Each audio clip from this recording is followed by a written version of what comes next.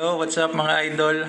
Another day, another DIY. So dito guys, nagpipintura tayo ngayon ng concrete wall. No, plain concrete wall guys, no. Bumili tayo pala guys ng ating mga gamit sa online.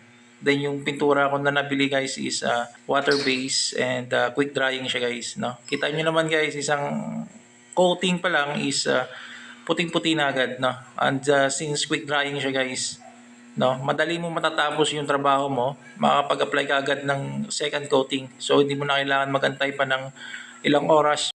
Then bukod dun guys, no, sa quick drying na siya, no, ito guys, may sealing effect din siya, no, pag natuyo siya guys, parang rubber yung pintura natin. So ayun guys, nakatipid ka na sa gastos, no, tipid ka pa sa oras, then nasolusyonan pa yung mga tagas dun sa wall. Sa mga nagpaplano ng DIY painting sa concrete wall nila, check nyo guys kung ano yung paint na ginamit ko. Nasa description yung product link. Thank you.